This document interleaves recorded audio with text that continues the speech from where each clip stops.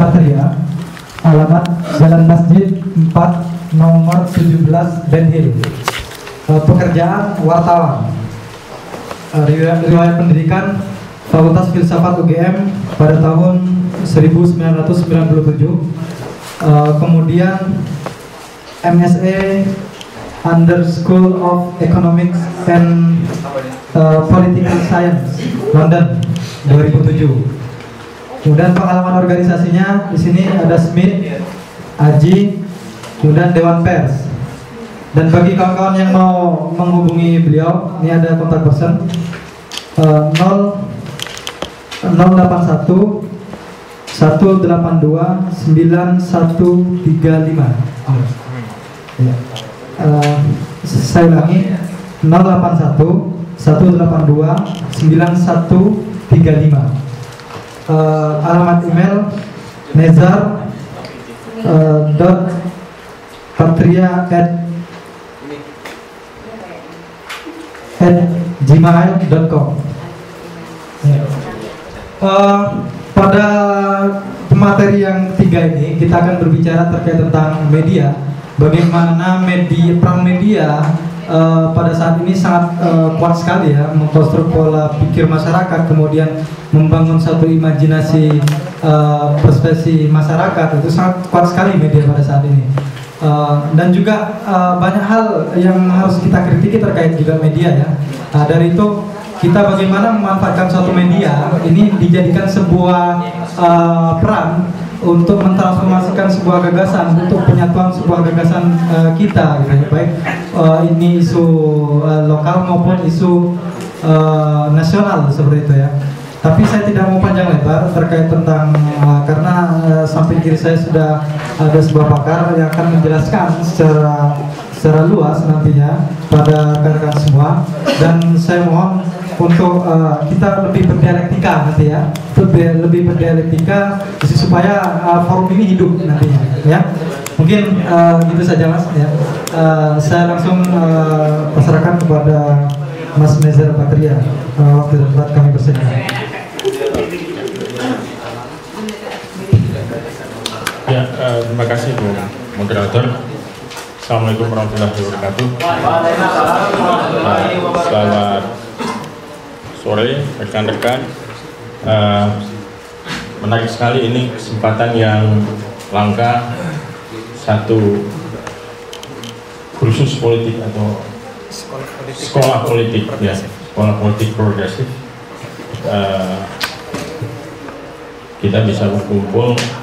Saya dengar bukan cuma dari satu daerah, dari beberapa daerah, Bogor, Bandung, Jakarta, Jawa semua. Berkumpul kawan-kawan yang selama ini bergerak di gerakan sosial se-Jawa. Saya lihat materinya tadi ada banyak ya, cukup serem-serem juga gitu ya, dahsyat gitu. Ya, untuk kali ini saya ingin mengajak kawan-kawan semua untuk sedikit bincang-bincang tentang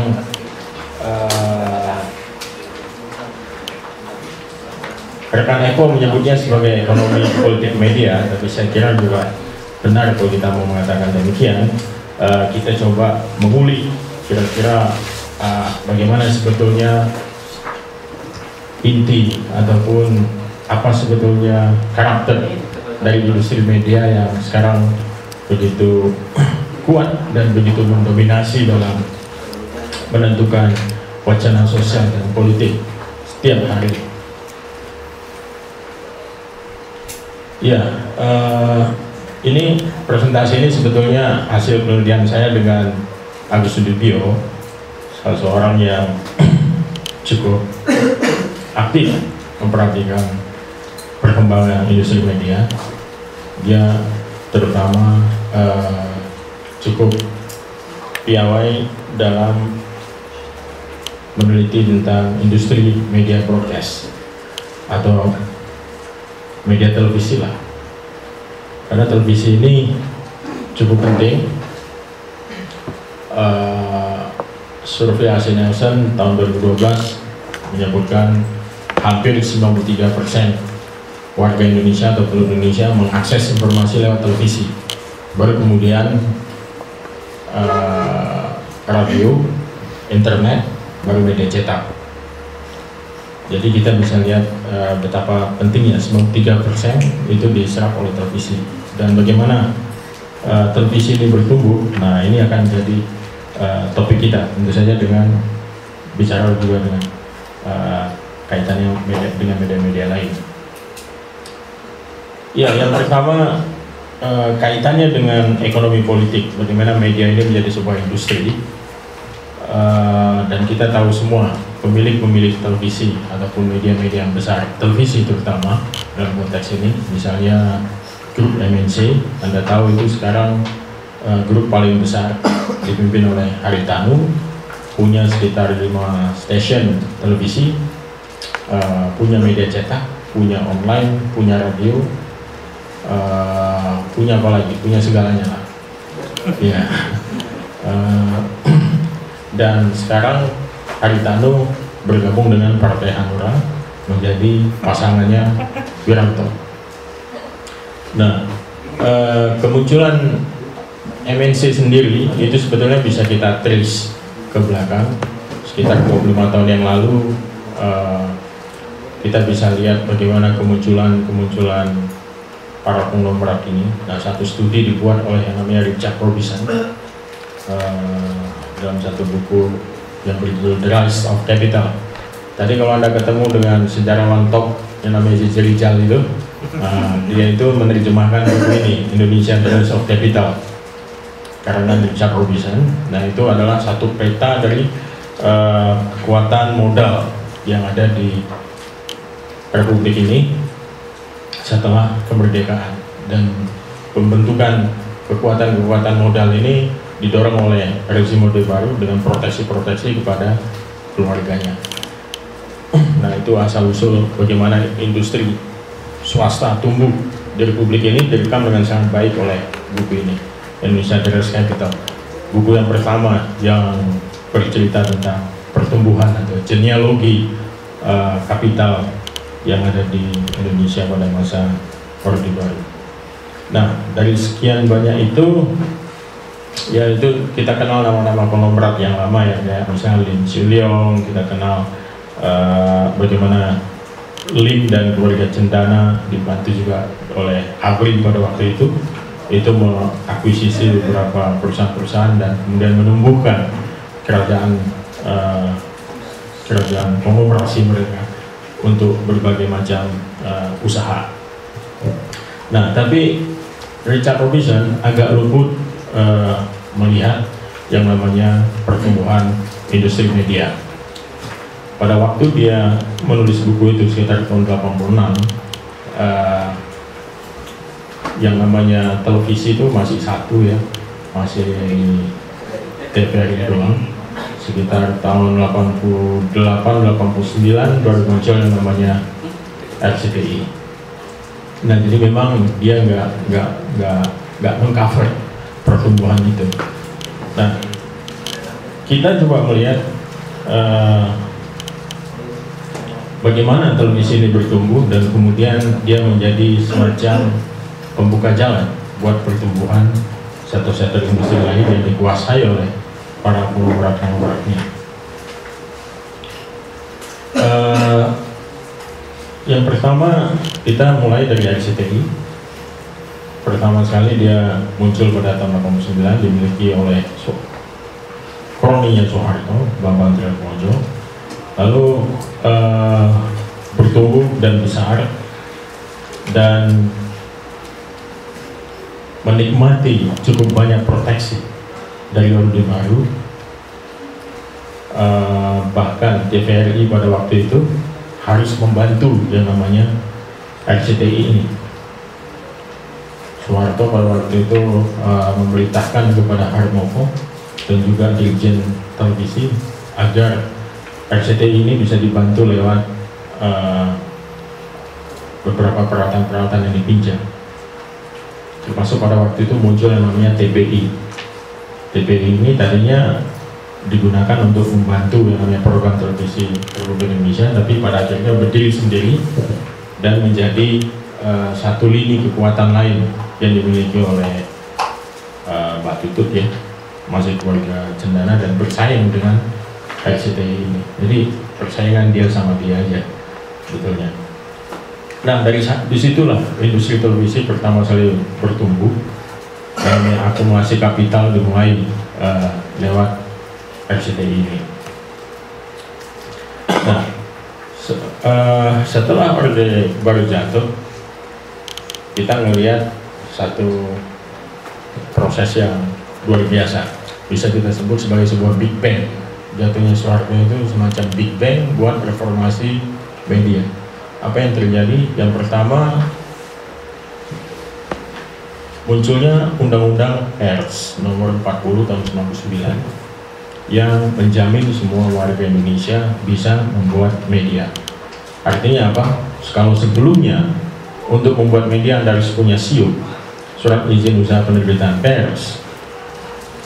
Itu untuk buat cetak aja kita harus punya SIUP. Untuk dapat SIUP itu, kalau Anda menjadi pemimpin redaksi, Anda harus anggota Golkar atau pengurus Golkar.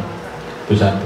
Kedua, Anda lulus yang namanya Litsus, bersih lingkungan dan lain sebagainya. Kalau itu tidak ada, jangan harap Anda bisa bikin media dan harap Anda dapat SIUP.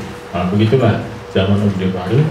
Nah, ketika Orde Baru jatuh, muncul Undang-Undang Pers tahun 99 itu, rezim SIUP itu juga tumbang, semua orang bisa bikin media. Nah, inilah satu Big Bang luar biasa, mendadak muncul begitu banyak media di Indonesia pada tahun-tahun itu, tahun-tahun awal itu. Dan juga muncul Undang-Undang Penyiaran 3 tahun kemudian pada tahun 2002. Nah, kita bisa lihat bagaimana kemunculan perbandingannya gitu ya. Tahun 97 sebelum Soeharto jatuh itu ada 289 SIUP yang sangat ketat dikendalikan oleh Harmoko. Dan kalau mau bikin koran baru itu, kita harus datang ke Harmoko dan menjanjikan 10 atau 20% buat Harmoko ataupun kron yang lain keuntungan. Kalau tidak ada agreement seperti itu, nggak akan muncul, nggak akan lolos yang namanya SIUP. Nah, tapi setelah Undang-Undang Pers muncul, nggak ada lagi kewajiban untuk mendapatkan SIUP. Media mendadak meningkat, naik 1.687 jumlah media cetak pada waktu itu, meningkat 600%. Tapi dia tidak didukung oleh daya perluasan struktur ekonomi masyarakat pada waktu itu, belum lagi bagus, sehingga daya belinya masih segitu-segitu aja. Itu dibuktikan dengan tidak ada peningkatan oplah. Jadi hanya oplahnya sebelumnya 14 juta sekian, setelah 99 setelah 97 di tahun 98 oplahnya cuma 15,8 juta sekian. Jadi artinya apa? Pasar yang ada itu dibagi dengan cukup banyak media-media baru. Dia menggerus oplah dari media-media tradisional yang sudah lebih muncul. Media-media baru ini bertumbuh gitu ya, tapi dia tidak bisa memperluas pasar lebih besar lagi, cukup dengan apa yang ada saja. Jadi saat kue kecil itu direbut oleh banyak media, intinya itu. Nah, pertumbuhan ini hanya berlangsung selama 3 tahun. 2001 itu terjadi musim gugur media, tinggal 566 media cetak yang tinggal, yang lainnya itu rontok semuanya karena persaingan di pasar nggak begitu laku. Pada tahun 2001 kita tahu setelah pemilu ya, setelah pemilu 99 itu kita mendapat satu pemerintahan gitu yang hasil pemilu, mulai orang malas baca tabloid politik. Nah, ini udah dimulai di situ, udah bosan, capek.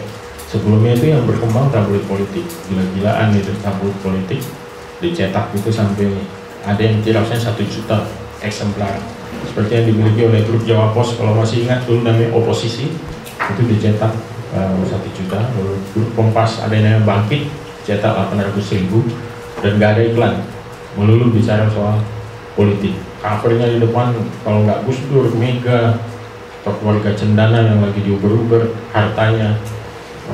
Pokoknya seputar itu semua. Isunya politik. Poros tengah lah.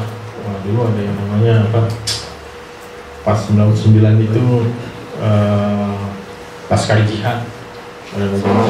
Itu yang paling laku, paling banyak dibaca. Tapi setelah itu orang menjadi malas, orang menjadi muak karena nggak ada perubahan yang signifikan. Dan setelah 2001 terjadi penurunan jumlah media cetak. Satu mati, nggak laku, ternyata nggak bisa jualan cover doang tanpa iklan. Nah ini data pada 3 tahun yang lalu. Jumlah oplak sekarang meningkat 21 juta. Jadi ya lumayan pertumbuhannya selama 8 tahun terakhir. Jumlah media cetak itu naik lagi 1076. Tetapi data Dewan Pers yang terakhir, media-media yang terdaftar yang punya badan hukum segala macam itu sekitar 600 sekian.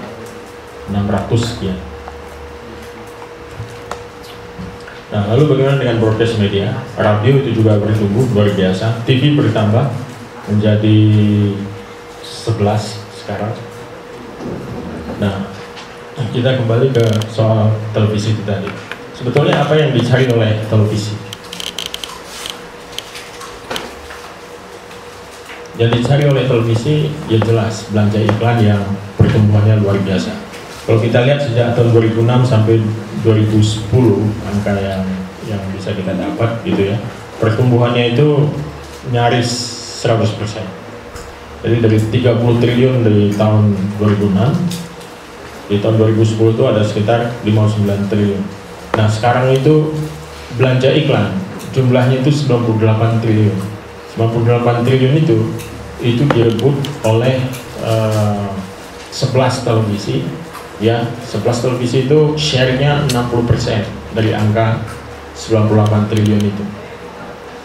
60% dari 98 triliun itu direbut oleh televisi, baru sisanya itu buat media-media cetak, media radio gitu ya, internet segala macam itu kecil tapi signifikan dia naik. Nah, 98 triliun, Anda bisa bayangkan dari 60% itu separuhnya itu dipegang oleh grupnya MNC. Jadi kurang lebih kalau 60% itu kan sekitar 60 triliun. 60 triliun separuhnya itu dipegang oleh MNC. 30 triliun pendapatannya setiap tahun. Jadi kalau bikin partai ngabisin 500 miliar setahun kecil banget dengan keuntungan seperti itu. Nah inilah yang yang banyak luput dilihat. Sebetulnya apa kepentingan para pemain-pemain modal besar yang ada di media ini kemudian ingin terjun ke politik. Yang pertama tentu saja gurihnya iklan segala macam itu membuat mereka rame-rame terjun ke industri televisi. Yang kedua, saya kira alasan lain adalah setelah Indonesia masuk ke dalam demokrasi liberal, di mana ada pemilu dengan sistem pemilihan langsung presiden segala macam, bertumbuh yang namanya metode-metode political marketing, political branding dan lain sebagainya yang menggunakan media. Iklan-iklan di televisi, iklan-iklan politik laku keras muncul, dan kemudian muncul lembaga survei yang mengatakan bahwa ada korelasi positif antara kemunculan di televisi dengan popularitas para calon. Mulai yang namanya televisi ini mendapat peran yang cukup signifikan.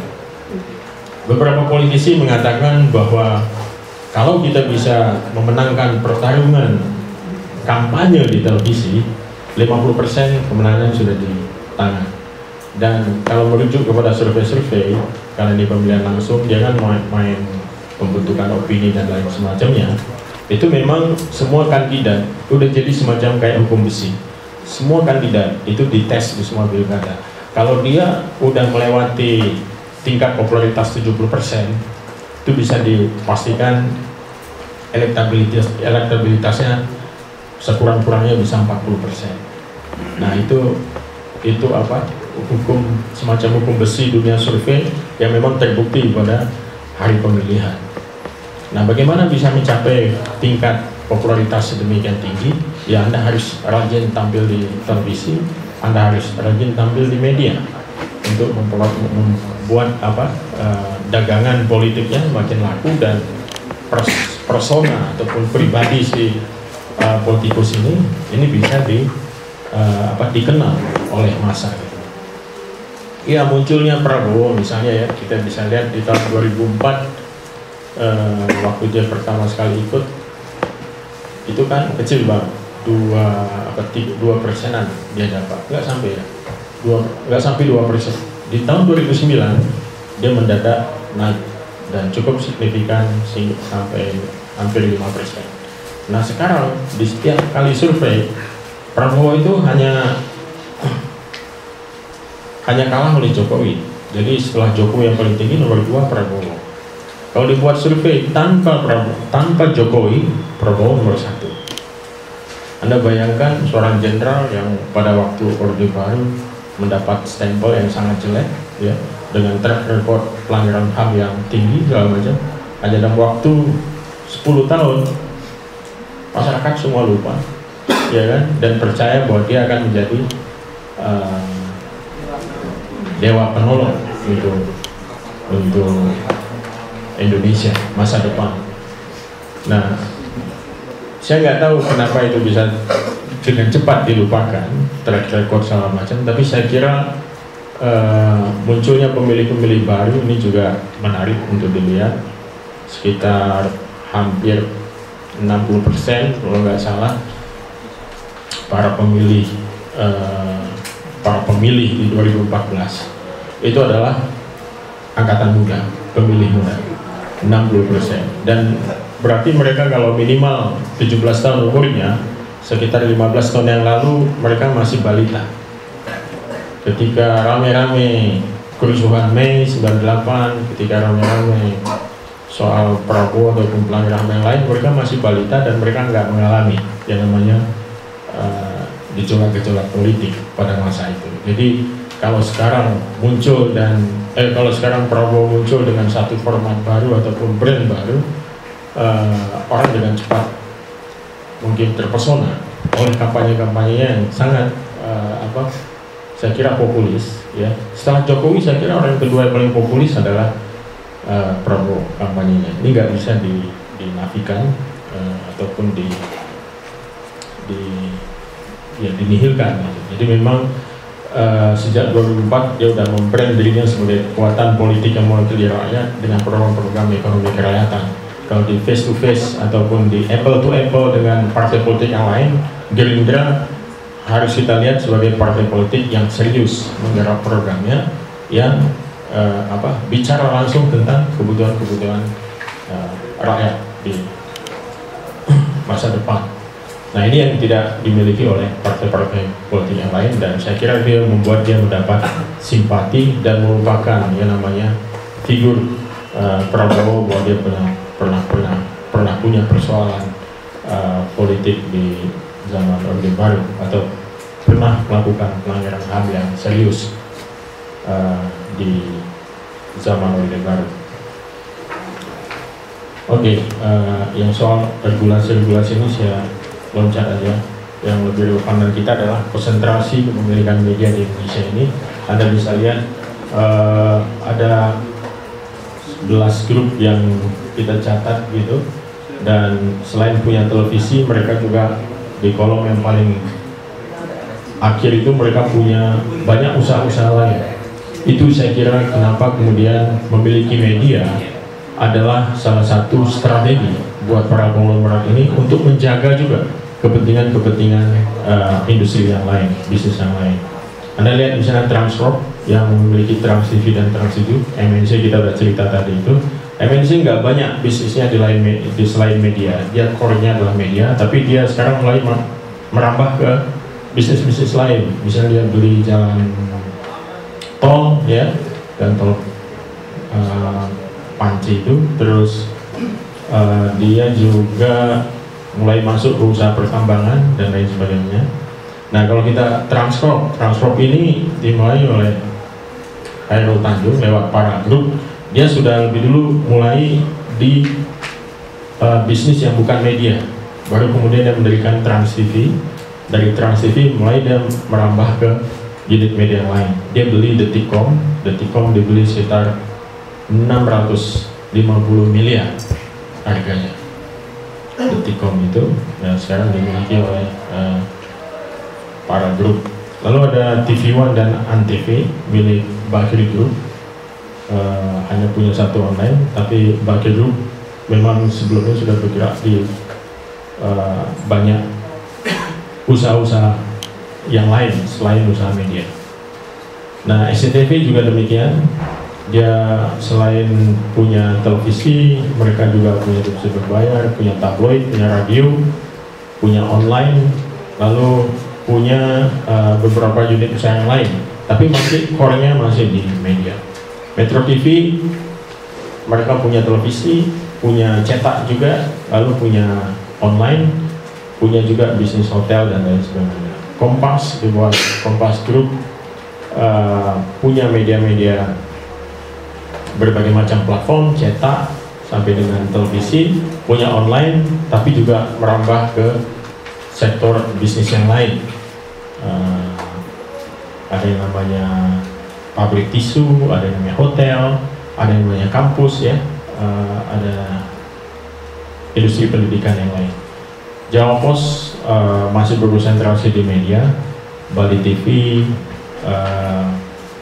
mereka punya jaringan televisi lokal. Jadi ada selain punya Bali Pos, mereka punya Bali Radio, mereka juga punya jaringan televisi lokal di kalau nggak salah 7 provinsi di Indonesia.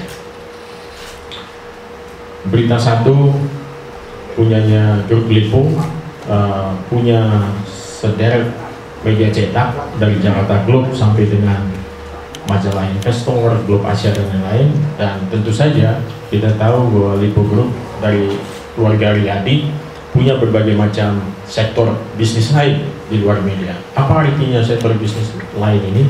Itu artinya bahwa industri media yang dimiliki oleh para konglomerat yang punya atau menguasai sektor usaha yang lain itu biasanya harus berhadapan dengan satu konflik of interest atau konflik kepentingan yang sangat tinggi antara kepentingan bisnis dia dengan kepentingan media. Nah ini akan terjadi apalagi kalau dia masuk ke politik. Kalau dia masuk ke politik itu akan membuat konflik kepentingan jauh lebih kompleks. Nah, Anda lihat bagaimana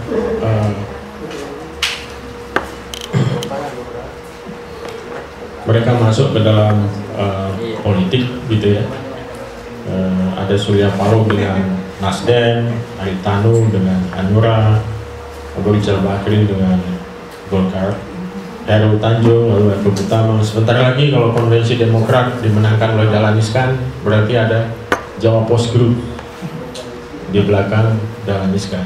Maka tahun 2014 saya kira kita akan menyaksikan satu pertarungan kapital yang luar biasa, ya kan, antar pemilik media, dan kita akan melihat bagaimana media-media nanti akan dikerahkan untuk menjadi etalase-etalase ataupun menjadi outlet-outlet dari kekuatan politik yang sedang bertarung ini.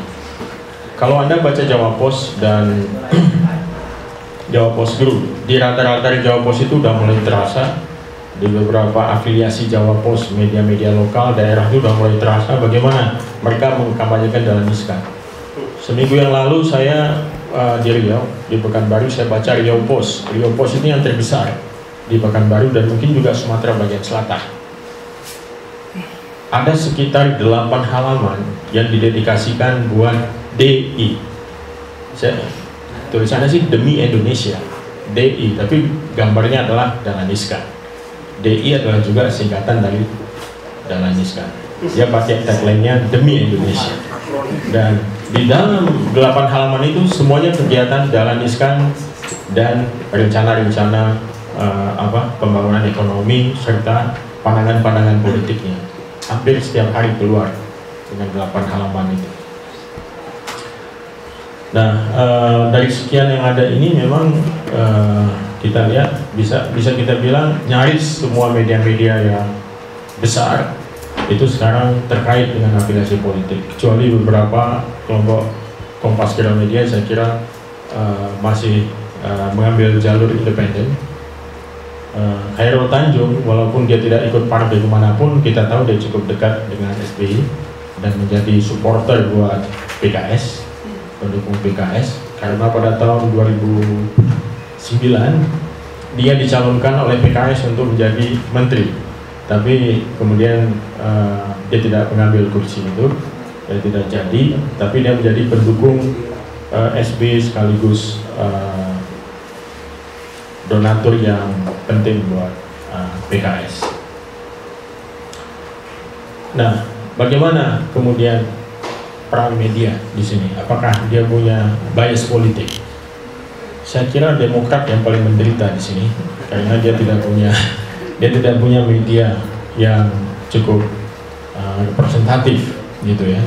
Punya yang namanya Jurnal Nasional, satu koran yang sayang sekali dia tidak bisa bersaing di pasar, jadi kita agak sulit mendapatkannya. Saya kira dia cuma beredar di Jakarta, itu pun di beberapa tempat saja, dan lebih banyak tersebar saya dengar di lembaga-lembaga pemerintahan, tapi juga saya jarang menemukannya.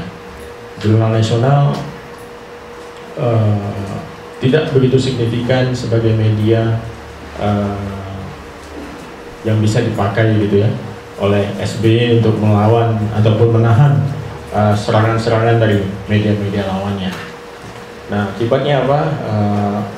Demokrat sekarang paling getol untuk mengkritik yang namanya independensi media. Jadi berapa kali mereka mengadukan Metro TV dan TV One ke KPI, karena TV One ini dianggap mewakili kepentingannya Golkar dan Abu Rizal Bakri.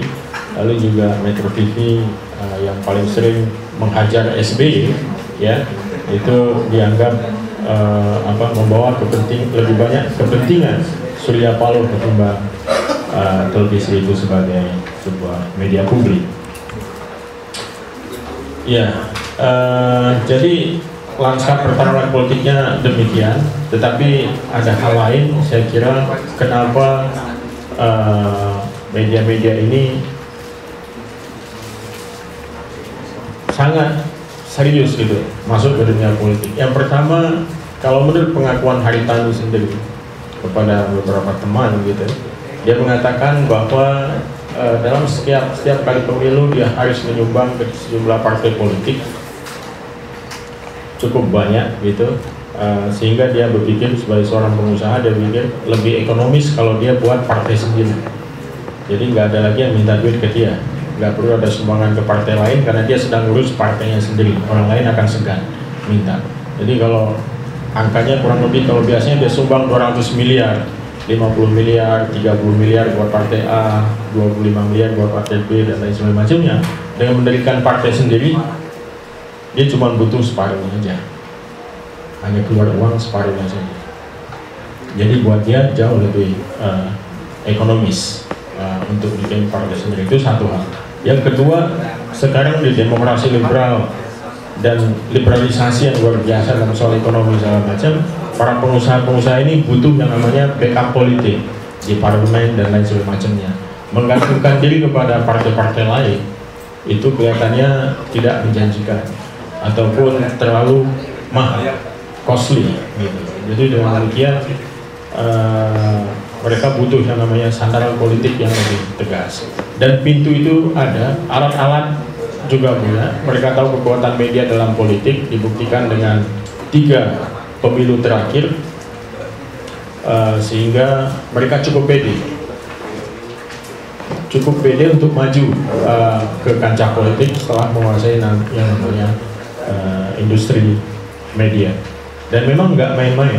Jadi kalau kita lihat bagaimana seorang calon Hanura saja misalnya, partai yang nyaris nggak bisa lewat threshold dan menjadi partai gurem, setelah digenjot oleh MNC, popularitasnya naik sekitar 7%.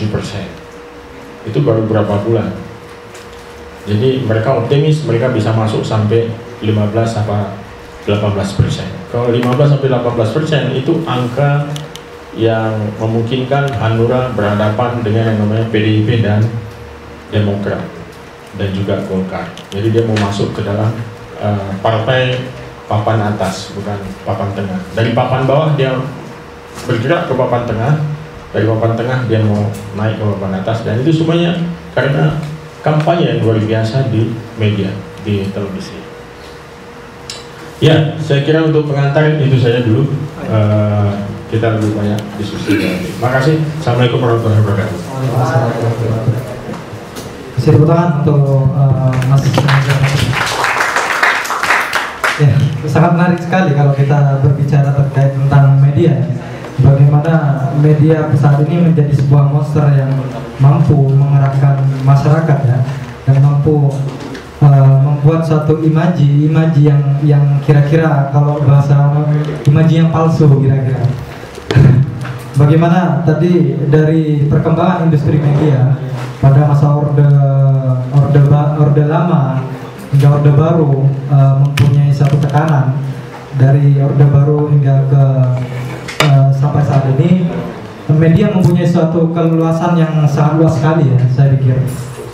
Sampai-sampai KPI tidak mampu membendung, dan mungkin karena salah satu pemilik media-media itu adalah seorang aktor juga ya, sehingga sulit untuk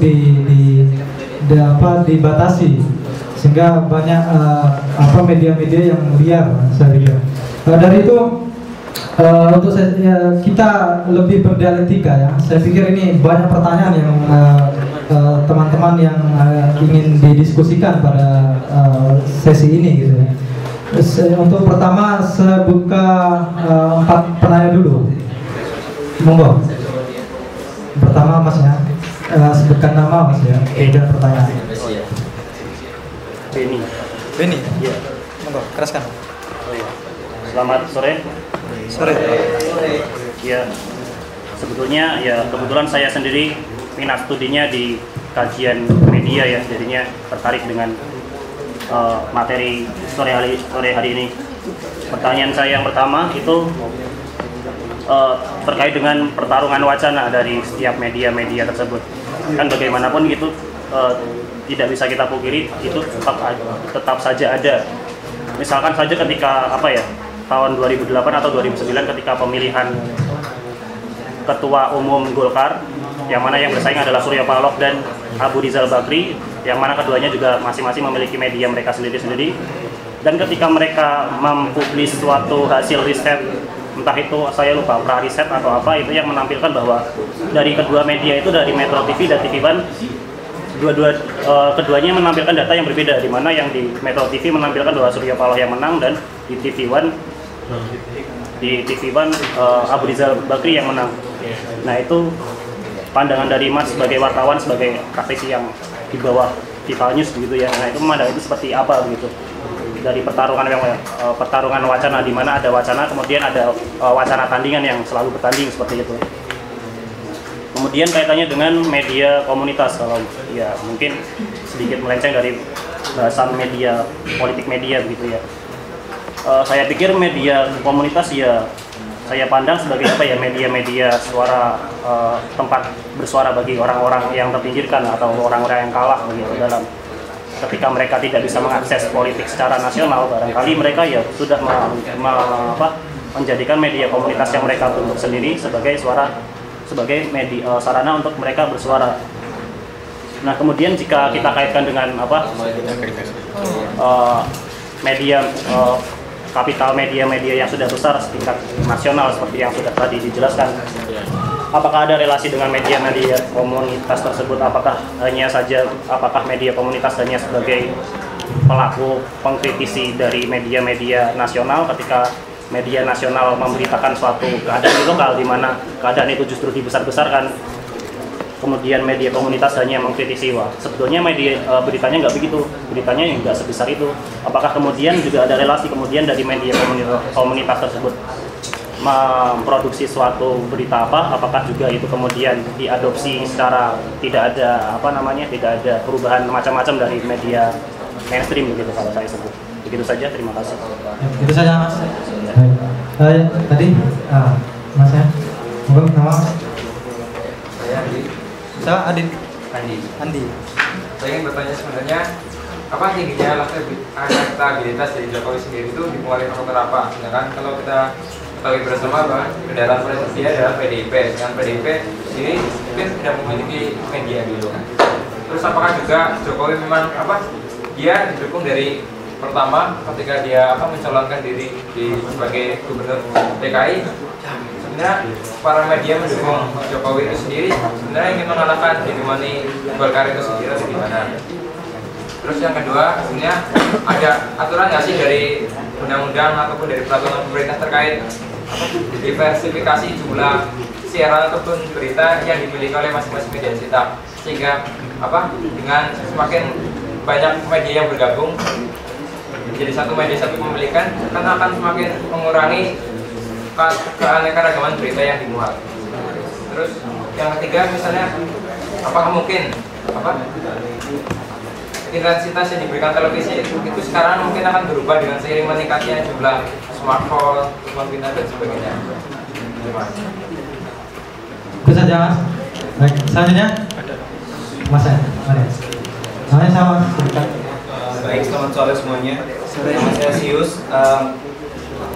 Mas Nezar, saya mau tanya yang pertama tentang kita tahu semuanya bahwa media sekarang sudah dikuasai sama sebagian besar orang-orang politik, dan media hanya digunakan sebagai sebuah panggung politik saat ini. Pertanyaan saya pertama adalah bagaimana kira-kira gagasan yang ingin dikeluarkan ketika kita mau mengembalikan media ini ke orientasi sebenarnya, yaitu untuk sarana komunikasi bagi masyarakat bukan sebagai panggung politik. Dan yang kedua berkaitan dengan independensi wartawan. Pada saat misalnya Mas juga pandangan sebagai seorang praktisi ini ya, pada saat wartawan kerja di bawah misalnya wartawan yang MNC ya pasti ngebela-belain Haritanu, padahal ada sebenarnya fakta yang mungkin ditutupi. Itu seperti apa sih Mas? Dan yang kedua menuju 2014 ini kira-kira apa yang harus dilakukan masyarakat atau apa yang kita bisa berikan kepada masyarakat untuk menangkal media ini yang digunakan sebagai panggung politik oleh para politisi. Itu aja Mas, terima kasih. Ya, Mas. Ya. Baik, yang keempat Mas saya dulu ya. Nanti ada beberapa sesi nanti karena waktunya cukup panjang sekali nih ya. Kita agak luasa diskusi pada saat ini. Ya, Mas siapa namanya? Pertanyaannya.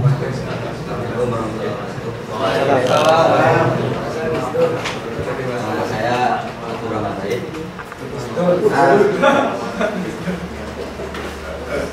Tadi kan dijelaskan masalah media yang seperti itu. Kalau saya lebih, ini bukan masanya demokrasi liberal tapi demokrasi kebablasan ya. Melihat pertarungan media yang seperti itu. Jadi undang-undang pers yang dibuat itu sebenarnya sudah tidak teraplikasikan ketika media itu dimiliki oleh kelompok-kelompok tertentu. Semisal kayak tadi TV One ini milik Golkar, ini kan sudah undang-undang pers. Kalau saya pribadi berpendapat seharusnya undang-undang itu bukan dibuat hanya untuk persnya, tapi untuk kepemilikannya. Jadi bisa jadi nanti solusi yang kita temukan, tetapi bagaimana negara itu membeli seluruh media yang ada di Indonesia dijadikan satu menjadi milik negara, baru undang-undang pers ini diberlakukan. Jadi seluruh media itu independen, tidak ada pertarungan. Ini dari kedua, melihat permasalahan yang seperti ini dan Mas Nezar Patria sendiri berada di pihak Golkar secara tidak langsung ya, karena berada di Banyu, otomatis ini berada di bawah Abu Rizal Bakri kan seperti ini Mas, secara struktur tadi kan. Mas Nezar ini kan diundang di sini sebagai pembicara progresif. Secara perspektif Mas Nezar sendiri, media sekarang yang ideal itu seperti apa? Terus menyikapi keberadaan Mas Nezar sendiri yang berada di bawah kepemimpinan Abu Rizal Bakri itu seperti apa? Apakah Mas Nezar Patria ini harus tetap ikut peraturan yang diikuti Golkar? Ini loh wartawan yang berada di bawah peristiwa ini harus mengeluarkan berita yang seperti ini. Ya bisa jadi atau karena keinginan kuat Mas Nezar sebagai wartawan ingin mengungkapkan suatu realita, terpaksa Mas Nezar harus masuk atau hanya sebatas itu. Memang atau sudah ikut juga gitu. Ditakutkan nanti kan bisa jadi meskipun Mas Nezar membicarakan suatu yang realistis, tapi tim redaktur tidak memasukkan berita itu. Ini kan sudah banyak bukti fakta. Wartawan di lapangan ini tidak sesuai ketika berita disetorkan pada redaktur. Ini yang terjadi hari ini sekarang. Yang saya takuti Mas Nezar juga seperti itu, sebagai wartawan progresif ternyata selesai di lapangan ketika di redaktur tidak diliput. Jadi ya ini perspektif Mas Nezar sendiri atau keganuannya nanti sebagai wartawan. Baik, sesi pertama cukup 4 dulu ya. Karena dari 4 penanya ini ada banyak pertanyaan seperti itu. Jadi yang pertama mungkin atau langsung gimana? Boleh. Saya kasihkan langsung pada Mas Nezar. Ya, terima kasih. Ya, pertanyaannya cukup seru ya. Apalagi kalau udah menyangkut saya dan Abu Rizal Bakri. Pasti seru gitu. Saya kira itu pertanyaan ke 1218. Jadi nggak begitu istimewa itu. Saya akan jawab nanti. Ya, yang pertama soal apa tadi, perbedaan data dan fakta. Pertarungan wacana. Pertarungan wacana, ya, pertarungan wacana. Jadi kurang lebih gini, ada 2 media atau 3 media punya konglomerat yang juga main politik gitu ya. Terus masing-masing medianya punya versi masing-masing yang membela gitu kan posisi si pemilik gitu. Pertanyaan senada juga dari Cius kayaknya hampir sama. Ya, jadi kurang lebih begini. Saya katakan tadi kenapa televisi menjadi pertarungan yang paling signifikan dibandingkan media cetak. Pertama, media-media cetak, gini dulu, kita clearkan soal peran media dan politik. Kalau kita lihat sejarah, saya tidak dalam posisi misalnya membenarkan para politisi itu punya media. Tapi sebelumnya kita juga tahu sejarah media di Republik ini munculnya sejak zaman kolonial segala macam gitu. Bahkan munculnya media sejak Gutenberg menemukan mesin cetak kira-kira 400 tahun yang lalu. Dia menjadi outlet buat kelompok-kelompok untuk mewacanakan kepentingannya, mewacanakan harapan-harapannya gitu ya. Sejarah kemunculan koran kalau kita lihat di Eropa pada waktu itu seperti itu. Sampai kemudian ketika partai politik muncul, media-media ini menjadi outlet buat partai-partai politik. Sejarah di Republik juga menunjukkan hal yang sama. Sejak 1920-an dia menjadi alat buat pergerakan melawan kolonial. Ya kan, kita mengenal Mas Marco, kita mengenal Tito Adi Suryo lewat Medan Priai, menulis segala macam, ya, dan dia menjadi organ-organ dari yang namanya partai politik. Sampai dengan tahun 1960-an, saya kira media-media masih 70-an pun masih kental afiliasi partai politik. Yang paling besar pada waktu itu adalah Harian Rakyat, punya Partai Komunis Indonesia, PKI. Lalu ada Harian Duta Masyarakat yang dimiliki oleh NU. Lalu ada Harian Pedoman yang dimiliki oleh PSI. Lalu ada Kompas yang dimiliki oleh Partai Katolik atau berafiliasi dengan Partai Katolik. Lalu ada koran yang namanya Indonesia Raya yang dimiliki oleh Motar Lubis, ya, yang afiliasinya sebetulnya ke Partai Sosialis Indonesia, PSI. Jadi sampai dengan tahun 70-an, sebelum kemudian Soeharto mencoba mengikis semua pengaruh politik lewat operasi khusus yang dibuat oleh Ali Multopo. Kalau kalian baca Tempo edisi khusus 2 pekan yang lalu kalau nggak salah soal Ali Murtopo, bagaimana operasi untuk menciutkan jumlah partai yang banyak itu menjadi 3 dan dikontrol penuh oleh kekuatan Orde Baru. Demikian juga yang terjadi pada media pada waktu itu. Nah, di Amerika kita juga melihat muncul koran-koran yang independen, tapi sebetulnya haluan ataupun perspektif politiknya bisa ditebak ketika pemilihan presiden. Demokrat itu ada New York Times dengan Washington Post, lalu nanti yang Republik didukung oleh didukung oleh Fox News yang televisi itu, dan juga CNN yang menjadi juru bicara dari kepentingan kelompok Republik. Di Inggris demikian juga, kita tahu orang yang paling berwibawa, yang saya sebut tadi di Amerika juga paling berwibawa di sana, The New York Times yang punya afiliasi demikian.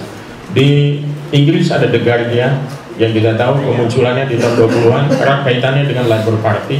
Waktu itu mereka sedang memperjuangkan mengkritik perdagangan bebas yang tidak melindungi petani jagung di Manchester pada waktu itu dan pekerja-pekerja industri olahan jagung. Awalnya itu, jadi mereka kemudian mendirikan namanya The Guardian.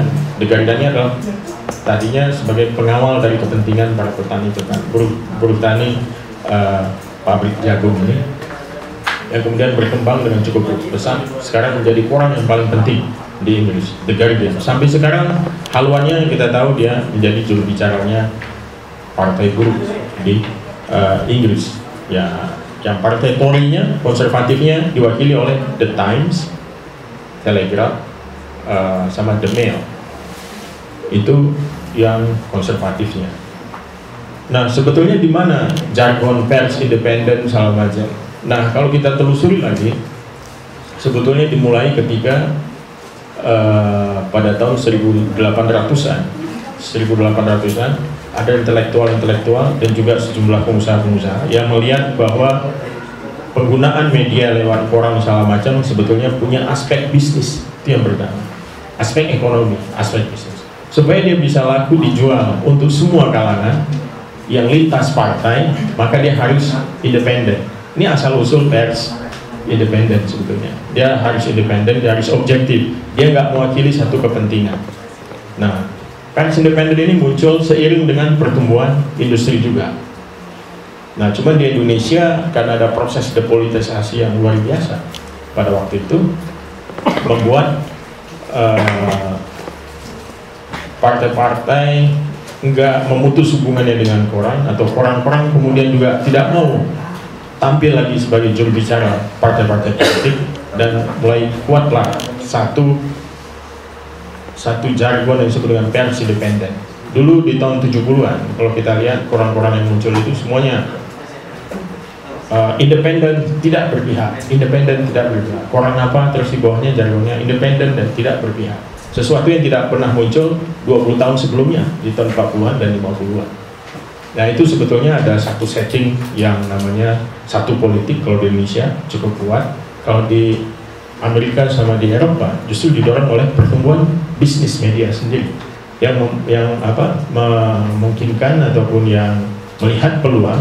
Kalau kita bangun satu pers independen yang lintas platform, itu akan jauh lebih enak masuknya. Tidak. Sejak itu pers independen ini menjadi kuat posisinya seiring dengan bangkrutnya banyak pers-pers yang berafiliasi pada partai. Nah, pertanyaannya, apakah di negara demokratis orang ataupun partai politik, entah itu Gerindra, entah itu Golkar, entah itu segala macam, nggak bisa punya yang namanya media? Nggak boleh punya media. Padahal kalau dilihat, ini pertanyaan yang sebetulnya fundamental gitu, supaya kita paham sebetulnya partai-partai politik punya media itu bukan persoalan. Persoalannya bukan di situ. Juga para konglomerat yang mau bikin media itu juga sebenarnya persoalan di situ. Persoalan yang pertama adalah apakah produk dari media yang dihasilkan dengan afiliasi demikian menjadikan media itu sebagai corong propaganda, ataukah menjadi media dengan praktek jurnalisme yang benar. ada perbedaan antara jurnalisme atau jurnalistik dengan propaganda. Propaganda dia tidak akan melakukan satu upaya verifikasi, dia nggak akan melakukan satu upaya yang keras untuk cover both side.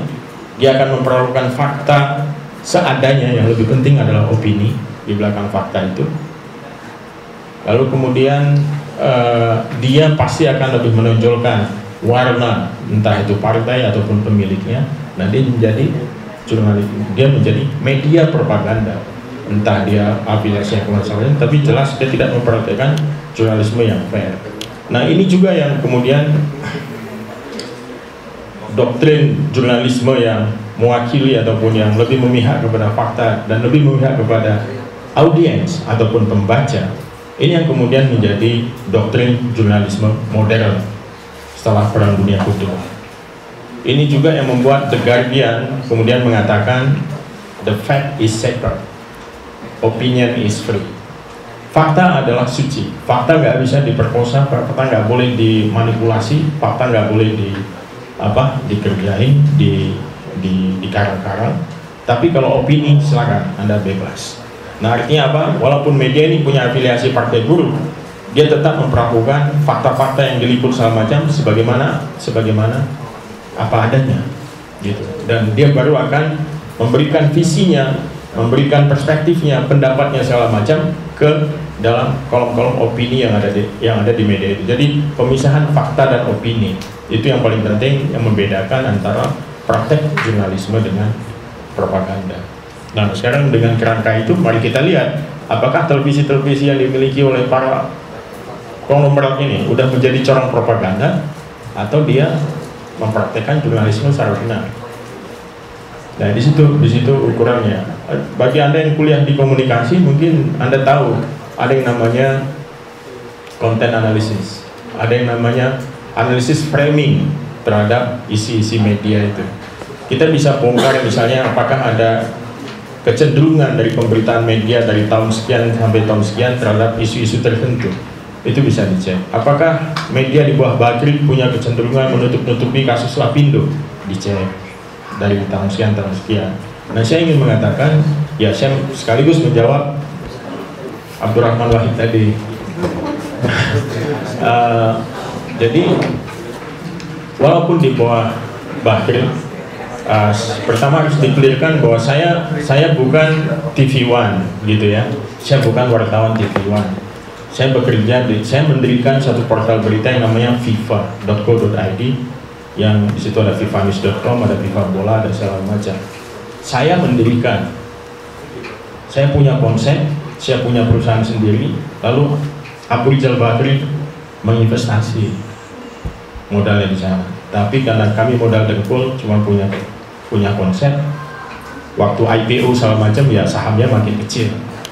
Ya, sahamnya makin kecil, makin nggak signifikan, gitu kan? Ya itu resiko berbisnis dengan para raksasa, para giant, gitu kan? Nah, tapi asal usulnya saya itu bukan orang yang direkrut Bakri untuk bekerja di media dia. Saya punya media sendiri, kemudian diinvestasi, gitu. Karena itu Anda boleh cek, Anda boleh bikin analisis konten atau apa terhadap fifa.co.id untuk pemberitaan yang namanya Abu Rizal Bakri dan lain sebagainya macamnya, gitu. Saya kira kalau misalnya FIFA.co.id itu menjadi corongnya Golkar ataupun medianya Golkar, satu, dia tidak akan pernah masuk dalam 3 besar media online sekarang. Dia tidak akan dipercaya oleh pembaca di tengah. Kita tahu betapa tidak populernya Abu Rizal Bakri dengan Lapindo. Iya kan?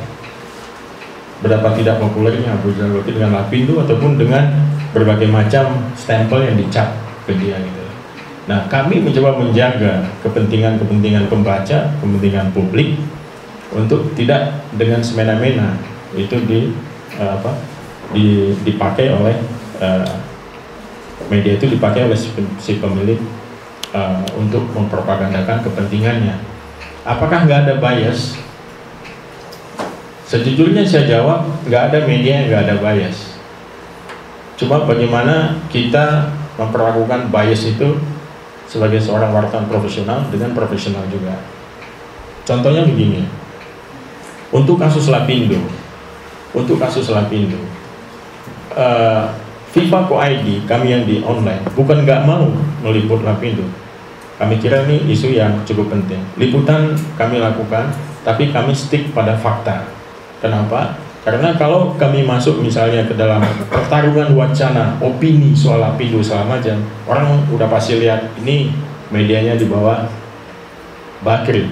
Dengan demikian pasti jadi juru bicaranya Bakri. Tapi kalau kita pada fakta saja, sekian ribu orang demonstrasi di istana menuntut soal Lapindo. Demikian juga harus bersikap adil. Oh, Bakri membayar ganti rugi segala macam. Oh, masih ada daerah yang terdampak yang belum mendapat perhatian sama macam. Nah, itu fakta-fakta seperti itu kita beritakan. Nah, tapi kan publik udah punya persepsi sendiri terhadap media yang di bawah Bakri dan kaitannya dengan Lapindo. Jadi apapun yang Anda tulis, mau dia itu positif ataupun negatif, sudah dilihat, ini medianya Bakri. Akibatnya apa? Kami memilih-milih untuk memberitakan Lapindo, karena kalau jor-joran pun dilihat sebagai tindakan propaganda terhadap kasus Lapindo, kurang pun dianggap menutupi, karena ada persepsi publik itu tadi. Kami serahkan kepada media-media lain, gitu ya. Silakan kalau memang mau mengekspos Lapindo. Nah, yang kita lakukan adalah kita menjaga balancingnya aja. Kalau di tempat lain misalnya hampir tidak ada pernyataan dari Abu Rizal Bakri, yang ada adalah digebuk habis segala macam gitu. Nah, Abu Rizal Bakri cuma minta, wah kalau bisa saya dikasih tempat lah 10-20% pun oke, sepanjang saya bisa menjelaskan apa yang terjadi. Yang saya kira dalam prinsip jurnalisme yang profesional dan modern, cover both side itu adalah suatu yang mutlak, suatu yang penting gitu.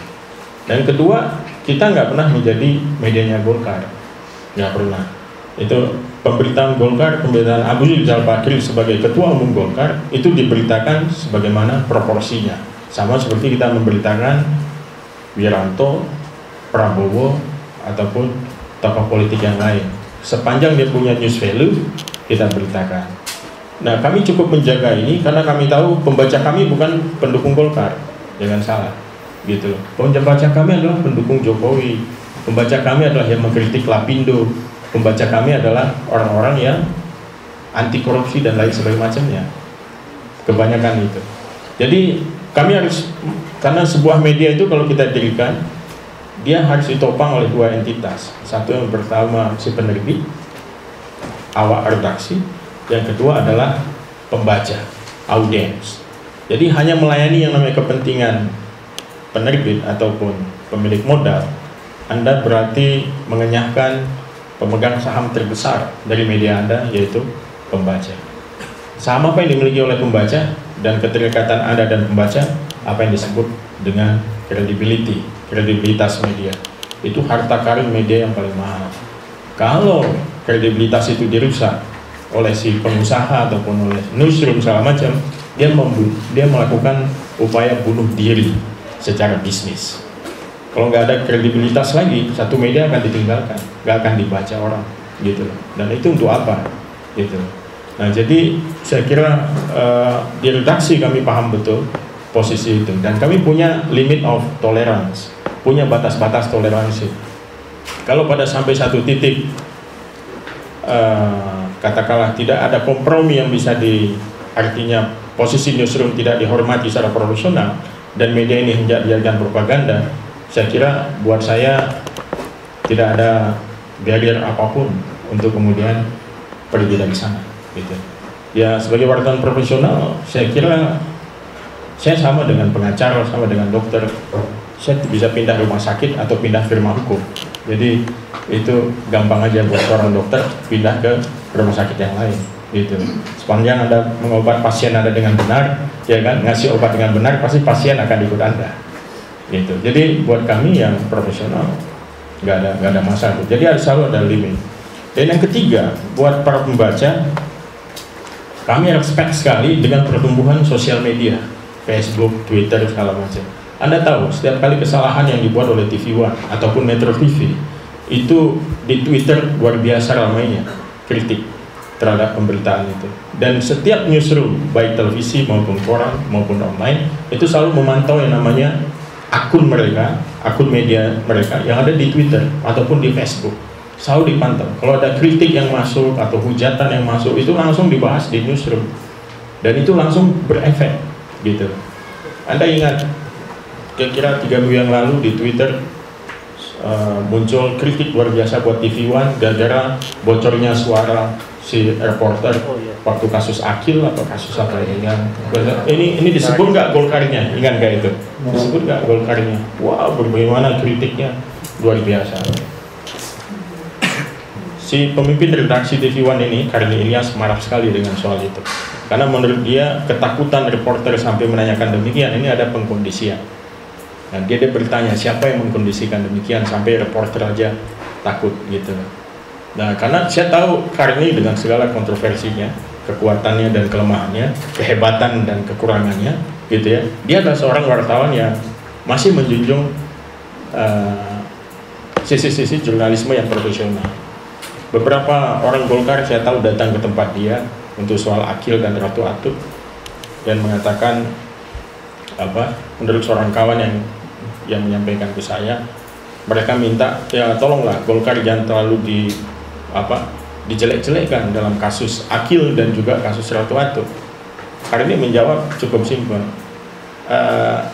dengan suaranya yang berat, dia bilang yang pertama, jangan bebani TV ini dengan urusan partai Anda, gitu. Urusan partai Anda urus sendiri dan jangan bebani TV ini dengan urusan partai Anda, gitu. Karena kami bergerak dengan logika media yang berbeda dengan logika partai politik yang Anda punya, gitu. Terus yang kedua, sepanjang bukti-bukti hukum misalnya tersangka dijadikan tersangka oleh KPK segala macam, nggak ada satu halangan pun buat media untuk mengekspos itu, nggak peduli pemiliknya punya afiliasi partai politik ataupun tidak, gitu. Nah, zaman yang serba terbuka begini, saya kira nggak ada yang bisa ditutup-tutupi. Ditutup oleh TV One, dibuka oleh TV yang lain, ya kan? Ditutup oleh semua TV, dibuka oleh sosial media. Jadi hampir tidak ada lubang yang bisa semakin Anda profesional, semakin Anda jujur dengan fakta, dengan data, semakin Anda dihormati, semakin Anda punya kredibilitas. Nah, itu yang menjadi doktrin buat para wartawan profesional sekarang yang bekerja. Jadi kita nggak takut dengan si pemiliknya, kita takut bahwa publik nggak percaya kita lagi, itu jauh lebih menakutkan, gitu loh. Karena dengan demikian karir Anda sebagai wartawan mati pada hari itu juga. Anda jadi profesi yang lain aja lah, jadi politikus kayak ikut pemilu kayak sekalian nyebur ikut Gerindra misalnya, kayak Abdurrahman mungkin tertarik PKB gitu. Ya, itu untuk menjawab pertanyaan 1, 2, dan 3. Apalagi ya yang belum? Ya itu tadi, saya garis besar udah menyentuh semua. Silakan kalau ada yang lain. Baik, terima kasih. Fakta adalah sebuah hal yang suci, sedangkan opini adalah hal yang bebas dan mampu untuk dijadikan satu alat propaganda. Itulah opini. Cukup menarik kalau sebuah media dimiliki oleh sebuah aktor politik, ya, ini akan kepentingan akan terjadi suatu reduksi kepentingan. Ada Metro menyerang SBY, kemudian begitu juga sebaliknya. Media suatu hal yang fakta itu dijadikan suatu amunisi, suatu senjata untuk menjatuhkan yang lain. Dan di samping itu juga dijadikan suatu alat untuk menaikkan rating dari sebuah pemiliknya seperti itu. Artinya ada punya satu, meskipun dengan satu hal yang fakta, ini juga dijadikan sebuah alat. Ada cukup banyak sekali ya untuk kita diskusikan pada sore ini. Makanya time kedua saya buka lagi, monggo siapa yang bertanya lagi. Baik, pertama Masnya tadi ya. Ya, nama saya Vicky. Ya, yang menjadi hal menarik ini adalah dulu pernah teman saya bercerita ketika dia aktif di salah satu media penyiaran di televisi. teman saya mengungkap adanya sebuah lubang hitam di dalam dunia media. Lubang hitam. Ya, ada sisi gelap dalam dunia media dari sebuah media itu. Yang sangat erat adalah tergantung dengan kepentingan siapa yang memiliki itu, dan juga sangat tergantung dengan kekuatan uang yang diharapkan, karena ada sebuah ancaman kalau tidak memberikan sejumlah uang itu akan namanya akan dijelek-jelekkan atau akan diekspos yang tidak baik. Itu menurut teman saya seperti itu yang ada. Ini terkait dengan lubang hitam sendiri. Yang kedua tentang media sebagai ruang kontrol. Dalam arti ketika ada sebuah kebijakan di dalam pemerintahan ataupun di dalam organisasi politik, tapi saya lebih pada kebijakan pemerintahan saja. Apakah media berperan sebagai ruang kontrol, sebagai mengingatkan bahwa kebijakan-kebijakan yang dilakukan pemerintah itu sudah sesuai atau belum? Atau apakah media itu sangat berperan aktif, sangat memiliki strategi yang peran strategis dalam sebuah kontrol itu? Karena terkait dengan pergerakan massa, dengan pergerakan pemuda, apakah ini media ini adalah ruang strategis untuk menyuarakan sebuah pemikiran, perubahan seperti itu? Karena media massa sangat murah sekali untuk didapatkan, entah itu dengan hanya membayar listrik ataupun dengan membayar Rp3.000. Terkait dengan yang ketiga adalah terkait dengan wartawan ataupun reporter. Ketika meliput sebuah fakta atau di dalam area konflik, ketika terjadi sebuah pertikaian, apakah pers itu memiliki sebuah kekebalan untuk jaminannya sendiri? Karena saya sering nonton The Bang Bang Club, itu ketika meliput sebuah perang sipil di Afrika sana, dia menunjukkan adanya kartu pers. Itu apakah memiliki sebuah kekebalan ketika ada di dalam dari komunitas pers? Karena kalau itu memiliki sebuah kekebalan, ini berarti menjadi sebuah ruang strategis untuk sebuah pergerakan bagi pemuda ataupun yang ingin bergerak di dalam bidang pergerakan. Ya, ini yang menjadi pertanyaan dari saya. Baik, selanjutnya Mas, ya, nama? Saya Indi. Siapa? Indi. Ada pepatah, ternyata menguasai informasi dia menguasai. Dan saya mengutip statement dari Demopak dan Thomas Angel. Teman-teman media pasti tahu soal mereka, nabinya jurnalisme. Mereka pernah bilang ketakutan media massa saat ini bukan pada penguasa, tapi lebih kepada konsentrasi kepemilikan. Nah, berarti kalau kita melihat dalam konteks global nih ya, konteks global, misalnya di Inggris saja ada sekitar 2-3 kepemilikan. Di Australia sama 2-3. Terus Amerika ada sekitar 5 kepemilikan yang terpusat. Kita masih beruntung di Indonesia ada sekitar selusin kepemilikan. Tapi nyatanya selusin kepemilikan ini begitu dominasi isu dan wacana dalam konteks pemberitaan misalnya.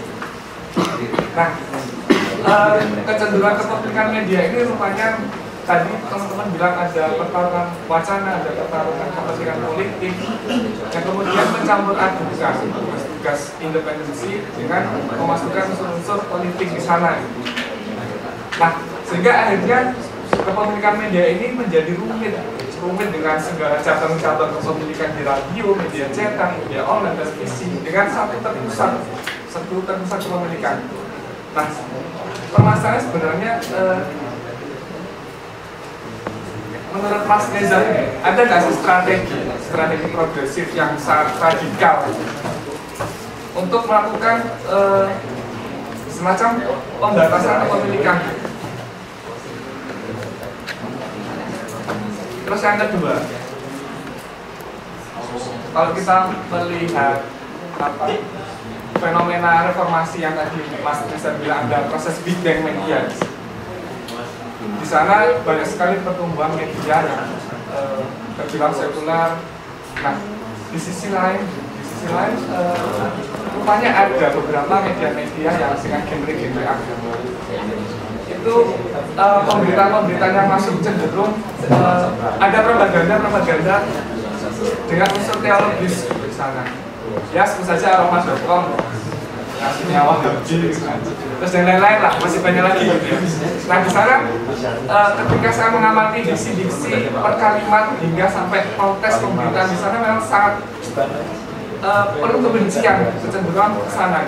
Bahkan ketika kasus FPI melakukan kunjungan atau membuka cabang baru di Kalimantan di sana, bahkan teman-teman suku-suku ada di sana dianggap sebagai kelompok kafir.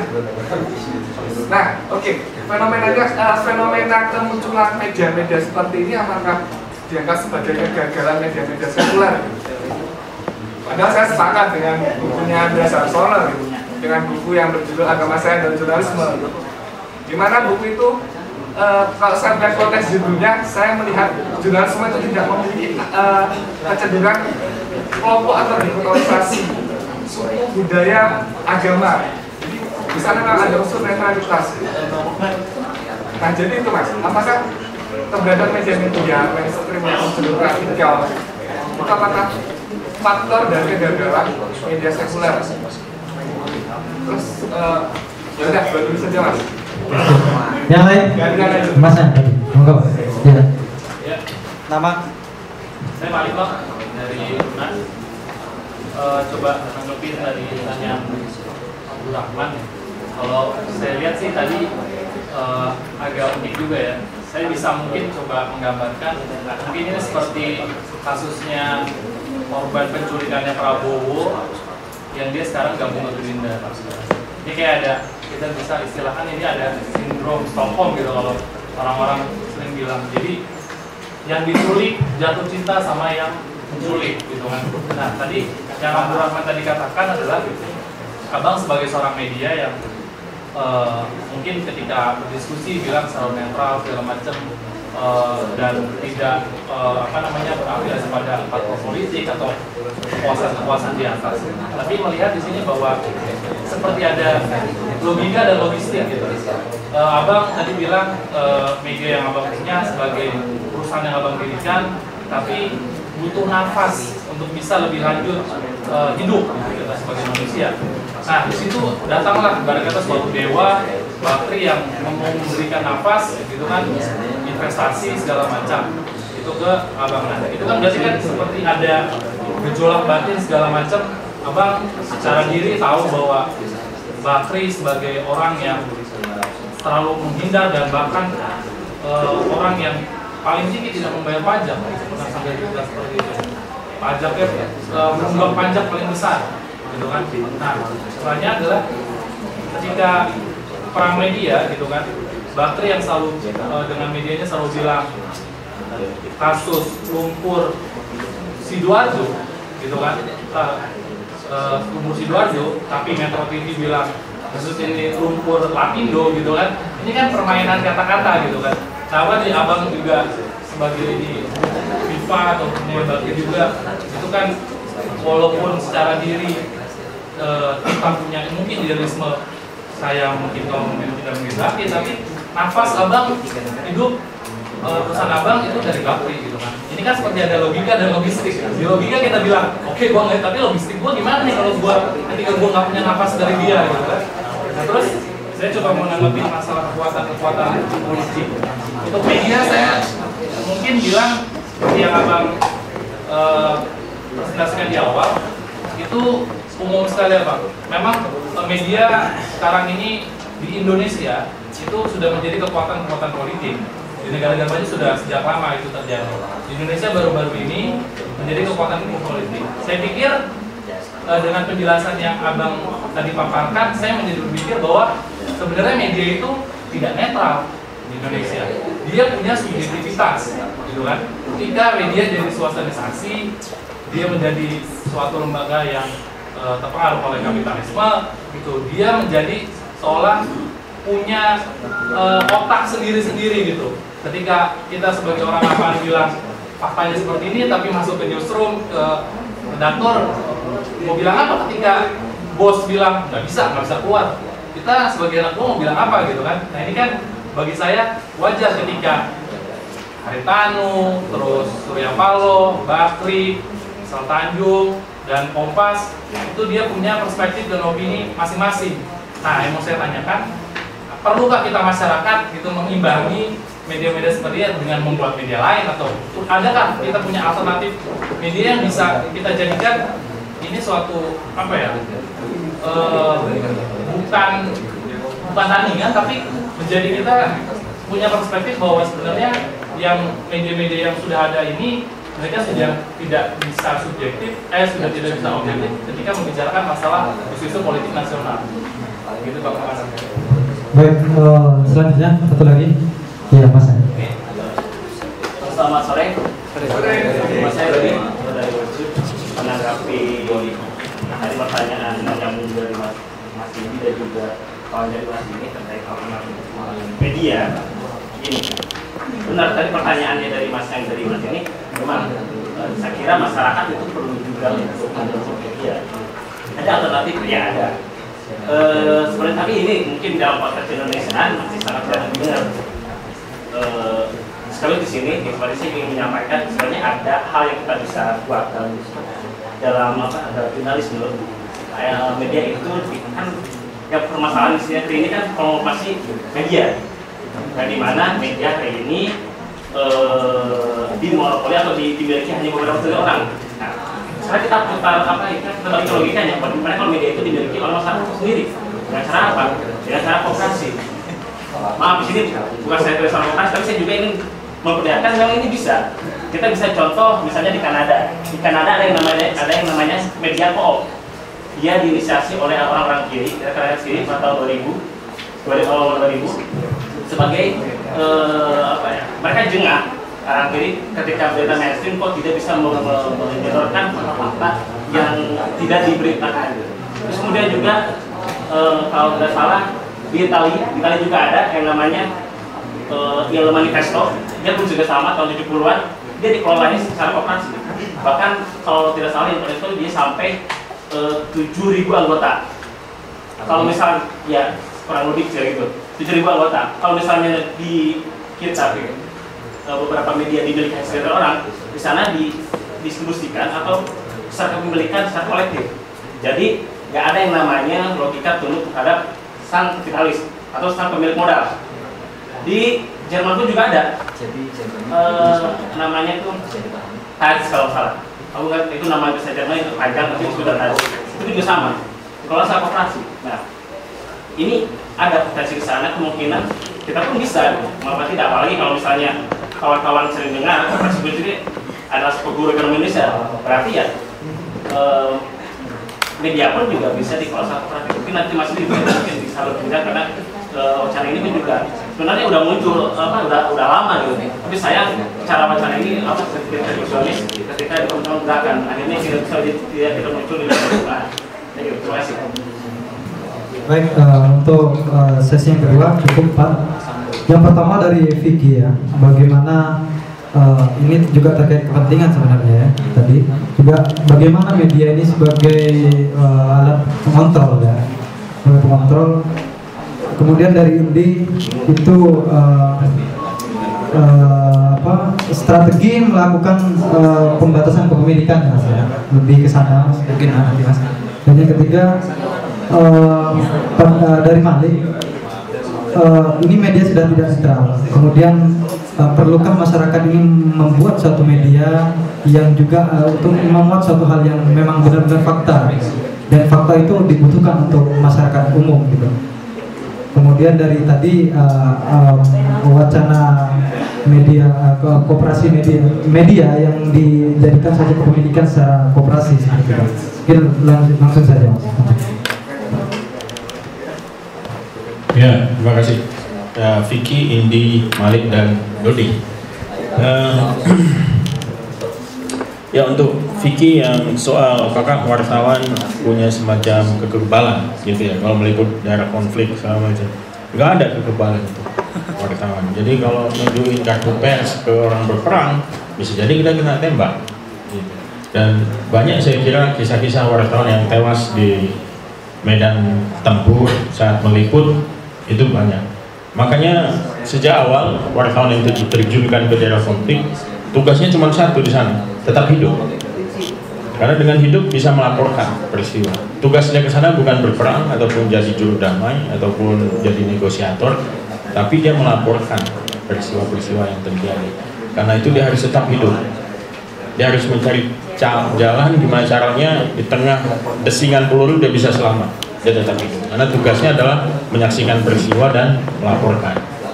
Dan nggak ada kekebalan menunjukin kartu pers kemudian urusan menjadi lebih mudah. Kalau daerah konflik nggak demikian. Bahkan kalau medianya dilihat media yang berpihak menunjukkan kartu pers, satu bahaya gitu. Itu sering terjadi demikian gitu. Dalam konflik di Aceh misalnya ya, gimana waktu itu media-media nasional dianggap membawa kepentingan Jakarta. Jadi datang ke sana sebagai media nasional yang dianggap agak bias kepentingan TNI misalnya gitu, itu sama enggak jadi persoalan. Itu yang mengakibatkan 2 wartawan RCTI diculik pada waktu itu. Dianggap RCTI memberikan tempat lebih banyak kepada TNI ketimbang kepada suara-suara GAM. Mereka diculik dan 1 tewas dalam konflik bersenjata di daerah Aceh Utara, satunya lagi 11 bulan bertahan sampai kemudian waktu itu saya di Sekjen Haji kami mengirim misi penjemputan melobi kedua belah pihak dan alhamdulillah itu berhasil gitu. Jadi di daerah konflik itu jauh lebih rumit ketimbang peliputan yang normal. Di situ memang segalanya diuji, yang namanya objektivitas, independensi kita, bagaimana berhubungan kedua belah pihak. Setiap berita yang kita buat belum tentu menyenangkan salah satu pihak, dan lebih bagus lagi kalau dua-dua pihak nggak senang sama kita, tapi audiens yang lebih luas, korban dari satu konflik ataupun perang, atau masyarakat yang porsi yang lebih banyak tetapi tidak terlibat dalam konflik namun menderita akibat konflik senang dengan berita kita, itu jauh lebih baik gitu ketimbang menyenangkan dua belah pihak yang bertikai ini.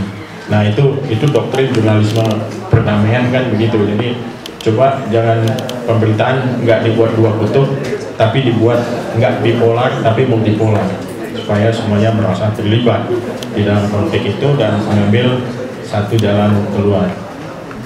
Nah untuk Indi, strategi progresif ya, memang ada isu soal kepemilikan dan pembatasan kepemilikan ini menjadi isu untuk rancangan revisi undang-undang pers yang baru. Itu sudah masuk, terutama rancangan revisi undang-undang penyiaran. Undang-undang penyiaran soal kepemilikan ini masuk dalam banyak usulan ke pemerintah untuk diperhatikan gitu. Tetapi kalau dari sudut bisnisnya sendiri sebetulnya sudah ada undang-undang persaingan usaha, ada KPPU segala macam yang sebetulnya kalau porsi kepemilikan terlalu besar atau pasar didominasi oleh seorang pemain yang kemudian bergerak ke arah monopoli, itu bisa digugat lewat KPPU. Dan industri media masuk dalam kategori itu. Jadi bisa saja dipersoalkan. Lalu dengan munculnya media-media yang punya afiliasi sektarian keagamaan ya, kayak munculnya ataupun media-media sejenis, apakah karena kegagalan media-media yang sekuler gitu? Saya kira bukan kegagalan, justru media-media itu muncul karena keriuhan dari media-media sekuler di tengah liberalisasi informasi yang luar biasa. Mereka mengambil satu tempatnya sendiri. Mereka menganggap bahwa media sekuler sudah pasti tidak memberikan tempat kepada propaganda yang lebih dalam dari apa yang mereka mau. Mereka punya ideologinya sendiri. Mereka sebetulnya bukan mempraktikkan jurnalistik, mereka media propaganda, itu jelas. Penyebutan misalnya suku Dayak kafir, itu bukan jenis jurnalisme. Jurnalisme nggak pernah melakukan stereotip. Misalnya apa? Misalnya seorang Madura tukang penipu atau segala macam, itu bukan jurnalistik gitu. Itu stereotyping, itu bukan jurnalistik, itu adalah pekerjaan propaganda. Itu yang dilakukan oleh Hitler segala macam untuk misalnya memotret bangsa Yahudi seperti apa segala macam. Nah, itu atau Belanda pada waktu masuk ke Indonesia memotret suku-suku lokal sebagai wah ini Batak tukang makan manusia segala macam gitu-gitu. Nah, itu stereotyping, dan itu media yang seperti itu sebenarnya tidak mempraktekkan jurnalisme. Saya nggak yakin kalau kita baca Arab mah kita menemukan fakta-fakta yang lebih gamblang tentang apa yang sedang terjadi, tapi lebih banyak opini ataupun reaksi mereka terhadap satu peristiwa. Biasanya demikian, karena karakter dari sebuah media propaganda selalu saja mencoba memberikan penjelasan satu sisi terhadap satu peristiwa. Nah, Dodi soal media koperasi juga disinggung oleh Indi tadi ya, media koperasi. Sebelum menjawab Malik, nanti saya jawab dua ini dulu, Indi dan Dodi. Media koperasi saya kira mungkin, sangat mungkin. Tapi siapa yang mau mulai? Ya kan? Yang pertama, lanskap industri media di Indonesia. Kalau Anda mau masuk di media cetak, Anda akan bertemu dengan pertempuran di pasar. Dan pertempuran di pasar itu nggak seramah seperti yang kita bayangkan lewat buku-buku teks atau lewat ruangan ini dengan penuh kepalan tangan segala macam. Anda akan merasakan pertempuran itu detik demi detik di pasar. Ketika media yang Anda cetak nggak laku, nggak bisa didistribusikan, dicetak 5.000 eksemplar, kembali 4.700, laku 300, Anda bingung kenapa demikian.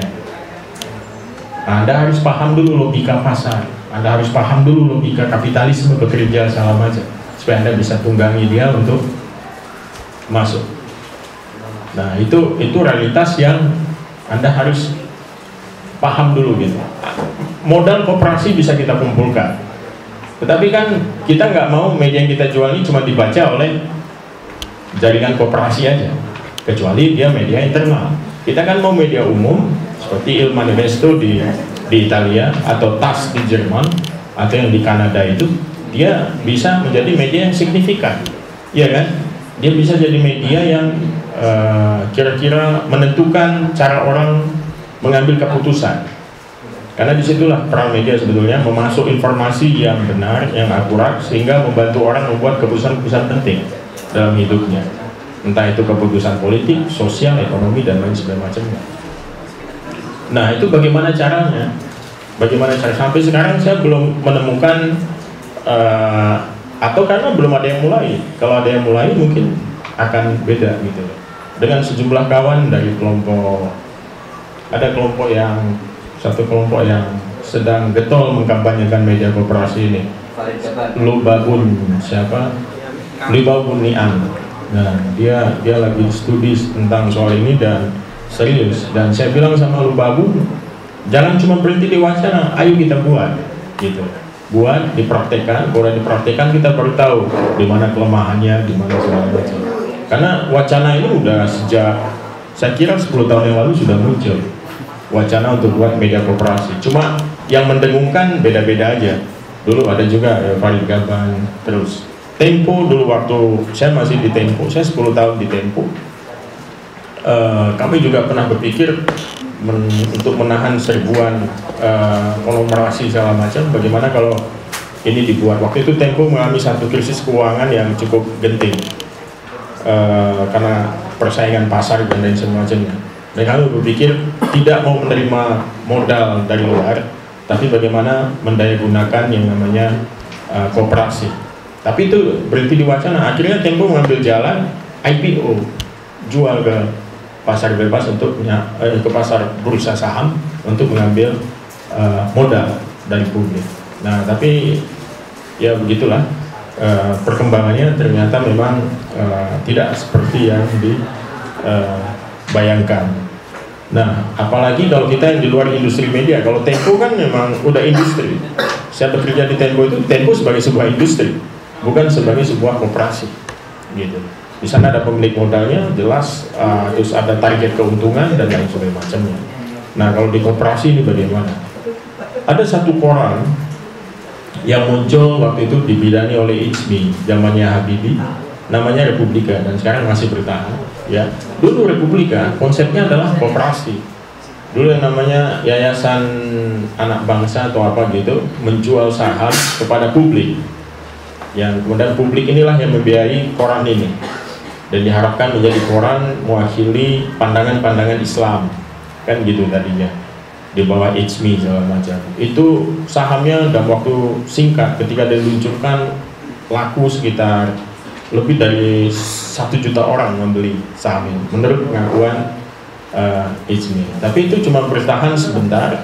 Begitu Soeharto jatuh dan kemudian ICMI juga mulai ke pinggir gitu ya, karena dia dulu kan mendekat ke Soeharto lewat Habibie segala macam gitu, ada konflik, ada konfigurasi politik baru, wacana itu kemudian hilang. Kemudian Republika mengalami satu periode tenggelam sampai kemudian modal dari konglomerat masuklah keluarga Thohir yang sekarang berkuasa di grup Republika, Erick Thohir. Nah, jadi ya begitulah ininya gambarannya. Bagaimana strateginya? Saya kira sekarang ini kita harus memanfaatkan peluang-peluang yang diberikan oleh kemajuan teknologi dan informasi, IT lah. Jadi ada internet, lalu kemudian kita bisa lihat inovasi-inovasi baru di internet bisa menjadi kekuatan yang disrupting, bisa mengganggu yang namanya proses jalannya kemapanan aliran modal dan lain sebagainya. Ya mungkin harus digunakan strategi-strategi begitu. Kita kan nggak pernah bayangkan misalnya yang namanya kasus Pelita, ya kan, bisa mengumpulkan misalnya uang sampai 800 juta, padahal yang dibutuhkan 250 juta. Facebook yang melawan Bibit dan Chandra, sebuah grup Facebook dibentuk dan anggotanya 1,4 juta. Lalu lewat sana mereka mengorganisir aksi-aksi segala macam. Itu adalah model-model baru ya, di mana media punya peran penting, gitu. Nah, waktu kasus Pelita itu digerakkan oleh para bloggers yang kemudian menjadi satu gerakan sosial di bawah, menarik perhatian media mainstream, media-media umum, televisi, koran dan segala macam. Diliput lalu kemudian dimuat di koran dan lalu disiarkan di televisi, makin membuat gerakan itu meluas. Karena media mainstream ini kan punya kemampuan mengamplifikasi, membesarkan kayak megapun, kalau kita teriak kan suara kita jadi lebih kencang. Itulah media mainstream kayak gitu itu, sehingga gerakan itu bergulir lagi, membesar dan segala macam. Nah, itu membuktikan apa? Walaupun kita nggak punya media mainstream, tapi kita bisa menjadi trendsetter, menjadi trending topics kalau di yang namanya Twitter misalnya. Nah, itu strategi-strategi seperti itu yang mestinya kawan yang bergerak di dalam gerakan sosial ataupun advokasi berpikir bagaimana menggunakan itu secara efektif gitu. Dan sebetulnya ada satu hal lain gitu yang sering kita salah persepsi terhadap media-media mainstream ini. Jadi media mainstream ini nggak selamanya digerakkan oleh kepentingan pemilik segala macam gitu. Tapi dalam satu titik tertentu dia akan memilih eksistensinya sendiri atau kepentingan-kepentingan di luar dirinya. Ada satu studi yang dibuat oleh Pak Isadi SK tentang industri televisi pada tahun 99-98, di mana RCTI, TPI, Indosiar yang semuanya kita tahu miliknya Kroni, tapi pada waktu 98 aksi mahasiswa mulai gencar segala macam, mereka meninggalkan yang namanya itu. Mereka meliput yang namanya aksi-aksi mahasiswa dan memberikan tempat yang luar biasa untuk proses reformasi. Kenapa itu bisa terjadi? Menurut Pak Isadi adalah dalam keadaan yang dalam pertarungan yang sangat menentukan, media pada akhirnya menjadi entitas sendiri yang terlepas dari yang namanya ini. Karena mereka juga yang dipertaruhkan pada akhirnya ada 10.000 karyawannya yang menginginkan supaya perusahaan ini tetap tumbuh, ya kan, walaupun rezim berganti. Nah, dorongan-dorongan seperti itu juga kemudian membuat media mengambil sikap yang berbeda, menetralisir kepentingan-kepentingan pemilik, segala macam seperti itu. Jadi kita nggak bisa lihat satu sisi aja. Ada dinamika yang lain gitu. Ketimbang pandangan yang sangat deterministik bahwa kalau media dimiliki oleh seorang pemilik yang punya prinsipal tertentu, dia nggak akan mungkin bergerak ke arah yang lebih bebas. Tapi dalam beberapa kasus kenyataan sebaliknya. Lalu satu lagi siapa tadi? Malik ya. Ya, netral dan independen. Netral dan independen. Kalau independensi iya, tapi kalau saya kira netralitas itu berbeda dengan independensi. Netralitas itu media nggak netral, nggak ada media yang saya kira bersikap netral. Dalam satu kasus penggusuran misalnya, bagaimana media bisa netral? Kalau misalnya, nah itu tergantung kemana medianya berpihak gitu ya. Kalau dia punya simpati yang luas pada publik, misalnya segala macam, dia mungkin akan berpihak kepada publik, kepada mereka yang tergusur segala macam. Nah itu udah nggak bisa netral. Memihak dalam arti apa? Memberikan pandangan misalnya, kenapa harus ada penggusuran dengan kekerasan? Bukankah ada jalan yang lain segala macam? Itu satu angle yang biasa digali oleh media, dan itu artinya dia memberikan kesempatan kepada si korban penggusuran untuk bernegosiasi dan lain sebagainya. Dan dari situ aja itu udah nggak netral. Jadi New York Times kasih pendapat bahwa Obama sebagai pemimpin Amerika yang terbaik saat ini, mari kita pilih dia. Itu di New York Times jadi tajuk dengan judul yang gede-gede menjelang pemilihan. Nah, New York Times kita tahu media yang sangat independen, berwibawa, punya prestis. Tapi dalam soal opini mengarahkan misalnya apa yang terbaik buat masyarakat Amerika, sekali lagi dalam kolom opininya dia menyatakan media ini berpandangan bahwa Obama adalah yang tepat untuk memimpin Amerika ke depan. Sah-sah aja di Amerika mereka lakukan itu. Tetapi dalam pemberitaan antara Obama bertempur dengan McCain segala macam gitu, dia tetap profesional, dia tetap independen. Dia nggak bisa dicampurkan misalnya kalau kampanye begini, bunyinya begini, fakta yang diucapkan begini, tetap diberitakan sesuai dengan apa yang diucapkan dengan proporsi yang balance. Nah itu jadi beda antara independensi dan netralitas. Netralitas ini lebih pada sikap media melihat persoalan, dan saya kira itu satu hal yang wajar. Kalau dikasih netral penuh segala macam, media bisa-bisa nggak berpihak kepada publik, padahal saham publik sebagai pembaca cukup besar di media. Ya, saya kira itu yang sudah azan maghrib. Terima kasih. Assalamualaikum warahmatullahi wabarakatuh.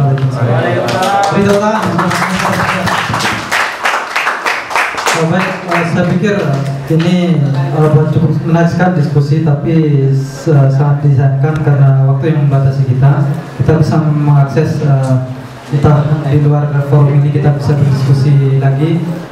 Yang terpenting bahwa media ini adalah satu hal yang penting yang mempunyai peran yang sangat besar sekali bagaimana membentuk sebuah pemikiran masyarakat, bagaimana membentuk sebuah imaji yang benar-benar apakah imaji itu sebuah hal yang memang benar ataukah sebuah hal yang salah gitu ya. Dan dalam media itu ada dua hal, yaitu fakta dan opini ya. Fakta ini berbentuk satu hal yang realitas, sedangkan opini ini adalah sebuah bebas dan lebih cenderung pada suatu hal yang propaganda. Mungkin cukup itu saja ya. Sesi untuk yang ketiga ini. Kurang lebihnya saya sebagai moderator saya mohon maaf. Akhir kata, Assalamualaikum warahmatullahi wabarakatuh.